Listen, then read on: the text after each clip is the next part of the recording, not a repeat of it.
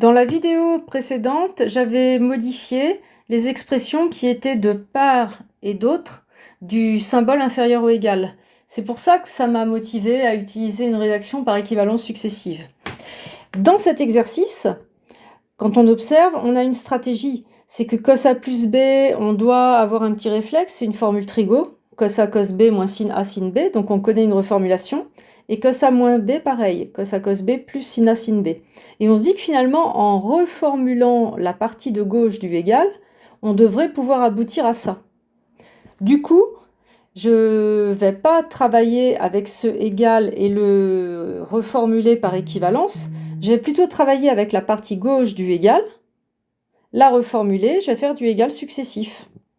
Attention, puisque je ne travaille qu'avec le morceau de gauche tout seul n'est pas un booléen.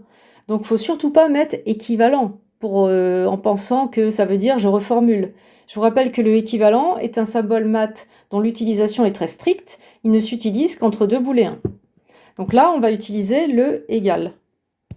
Ça peut donner quelque chose comme ça. Voilà, ici, cos A plus B, c'est reformulé comme ça. Et l'autre, cos A moins B, a été reformulé comme ça. C'est usuel. Et après, qu'est-ce que je fais? Je vais distribuer. J'observe une structure U moins V. Et là, U plus V. Donc U moins V fois U plus V, identité remarquable, ça fait U carré moins V carré. C'est parti. Là, il n'y a plus qu'à écrire ce qu'on a observé. Comme ça. Je vous rappelle qu'il faut toujours prendre quelques secondes pour observer ce qu'on fait en maths. Et quand on voit comme ça des choses qui se répètent, une forme de symétrie, c'est souvent pas par hasard et ça peut s'exploiter. Donc là, je vous avais fait remarquer que ça pouvait être vu comme U. Donc j'ai bien mis U carré moins V carré. Qu'est-ce que je peux faire à présent? Eh bien, je sais que le carré, sur ce produit, il va venir s'appliquer sur le cos et sur le cos A et sur le cos B. Donc, je peux éventuellement écrire ça. Sauf qu'à un moment donné, il faut réaliser que là, on n'a pas obtenu ce qu'on voulait. Nous, on veut obtenir cos carré A moins sin carré B.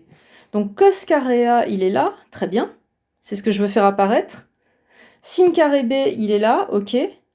Mais finalement, ça, là, ça me gêne, puisque je ne veux pas de cos carré B dans la formule finale. Et ça aussi, ça me gêne. D'où l'idée de les reformuler. Je vous rappelle la formule fondamentale.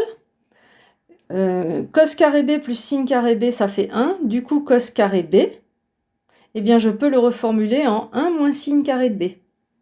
Et sin carré A, c'est pareil. Il peut se reformuler en 1 moins cos carré A. Et du coup, c'est pas mal, parce qu'avec ces reformulations, eh bien, à la fin, il n'y aura plus que les objets qu'on me demande de faire apparaître. Allons-y. Je vais donc reformuler le cos carré B ici en vert, en 1 moins sin carré B. Cos carré A, j'y touche pas, puisque je veux le voir à la fin. Et le sin carré A qui me gêne, pareil, je vais le reformuler en 1 moins cos carré A. Et là, après, il n'y a plus qu'à se laisser porter par les calculs. On va distribuer. Ça va donner ici cos carré A moins cos carré A sin carré B. Ici, il y a un moins qu'il ne faut pas oublier de distribuer avec ça.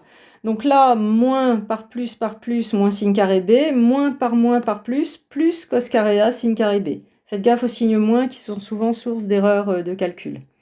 Et puis quand j'observe cette formule, eh bien, je vois que ça s'élimine avec ça.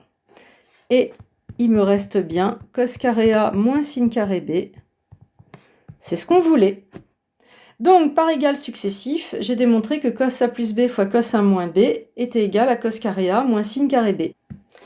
Si j'avais voulu faire la preuve par équivalence, c'est pas impossible, c'est pas interdit non plus, mais c'est beaucoup plus lourd à rédiger. Regardez, j'ai simulé une démonstration par équivalence. Donc là, vous partez de votre égal. Vous dites que c'est équivalent et vous reformulez la partie gauche. Vous êtes obligé de réécrire égal la partie droite que vous n'avez pas touchée. Et ça jusqu'à la fin. Donc en fait, à chaque fois, vous faites le calcul d'avant, mais vous rajoutez égal cos carré A moins sin carré B. C'est pas très élégant, et puis c'est beaucoup plus long à écrire. C'est pour ça qu'il vaut mieux faire du égal successif quand vous sentez, il faut de l'instinct en maths aussi, que vous n'allez toucher que la partie, qu'un des deux membres du demandé. Voilà. À bientôt pour d'autres vidéos, le chapitre n'est pas fini.